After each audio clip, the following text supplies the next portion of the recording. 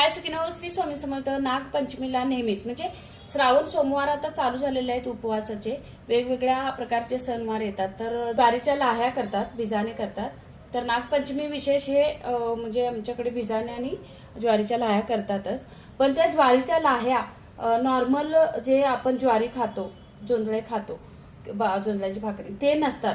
आमच्याकडे झिपरे जुंधळे असतात. तर ते झिपरे जुंधळे जरा थोडेसे वेगळे असतात, काळपट असतात आणि असे थोडे वेगळेच आहेत. हे झिपरे जुंधळे हे कधी येतात, काय येतात हे मला माहित नाही. पण झिपऱ्या जुंधळ्याच्या आज लाह्या बनवायच्या आहेत. नॉर्मल जुंधळ्याच्या पण बनवूया. आता इथे मी तवा ठेवलेला आहे गॅसवरती. हे अगदी चमचाभर ही ज्वारी घ्यायची आहे आणि ह्याच्यात टाकायचं आहे.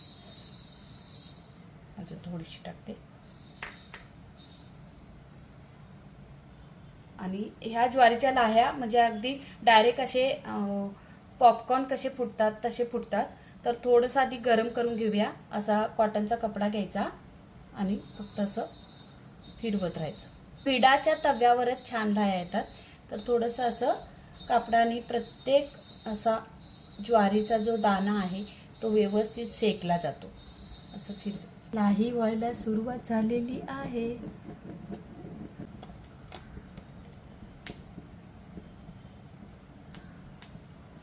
आता तव्यातील लाह्या उडून जाऊ नयेत म्हणून आपण ही चाळण आहे त्याच्यावरती ठेवणार आहे. वाव. आता आपण जर थोडस हे उचलते, ह्याच्यात बघूया आपण लाह्या कशा होतात.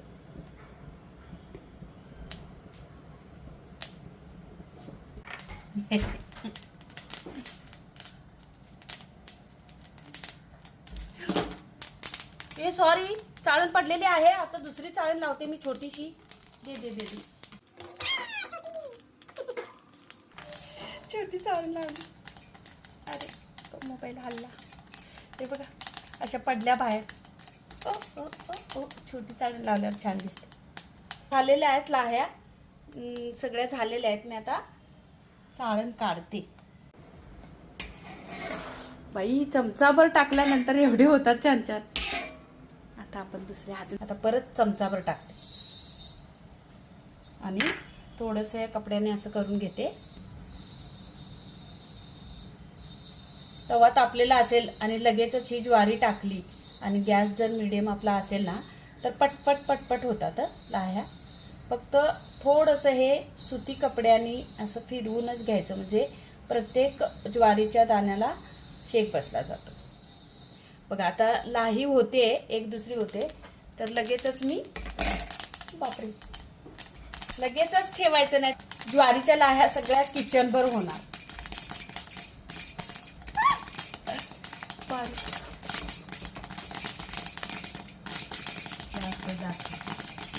हे काय सगळे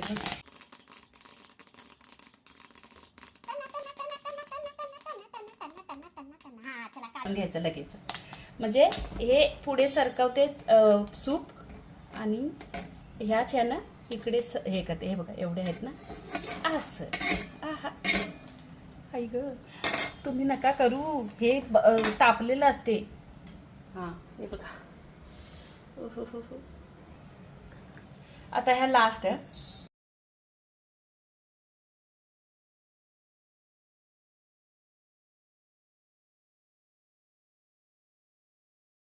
मस्त. ग आता हे तापले ग. कपड्याने जोडूया. थांबा थांबा जरा थांबा.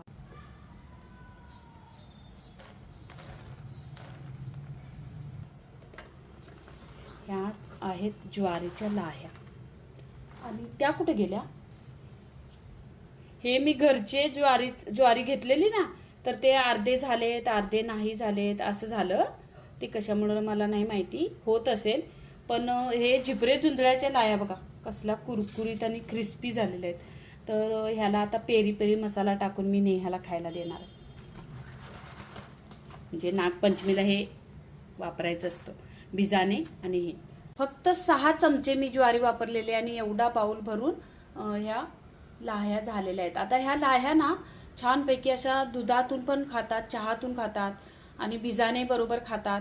म्हणजे अशा खूप सारे उपयोग ह्या लाहीचे आहेत. भाताच्या पण काढतात. तर ह्या लाह्या बघा कशा काढल्यात. कसा वाटला व्हिडिओ? मस्त. वाव, पांढरा आहे शुभ्र.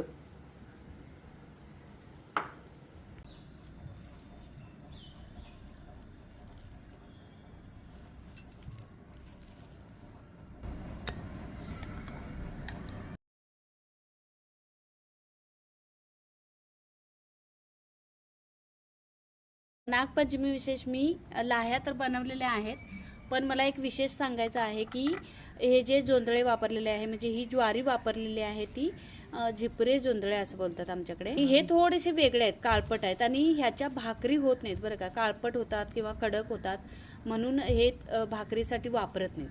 पण आमच्या शेताकडे ह्याची कणसं ना अशी जोडून असं मोठं भरीव कणीस असतं तसं नसतं. असे झिपरे म्हणजे अगदी दाणे दाणे असे वेगवेगळे कणीस दिसते. मला जर मिळालं तर त्या कणसाचा फोटो पाठवेन. तर ते असं म्हणून त्याला झिपरे जोंधळे असे म्हणतात आणि ह्याच्याच लाह्या बनवतात आमच्याकडे. हे जे नॉर्मल ज्वारी असते किंवा शाळू असतात त्याच्या लाह्या बनवत नाहीत. पण बनवत असतील, पण ते थोडेसे असे गरम पाण्यात टाकून सुकवून मगच 2 ते 3 असे राहत होते तव्यामध्ये, असे न लाह्या राहिलेल्या, नाहीतर सगळ्या ज्वारीच्या लाह्या व्यवस्थित झाल्या. तर हा व्हिडिओ तुम्हाला कसा वाटला आणि ह्या जोंधळ्याचं सांगण्यासाठी मी परत तुम्हाला छोटासा एक व्हिडिओ केलेला आहे. तर मी आता एक फोटो घेते म्हणजे आपल्याला कसं कळेल की झिपरे जोंधळे कशी असतात.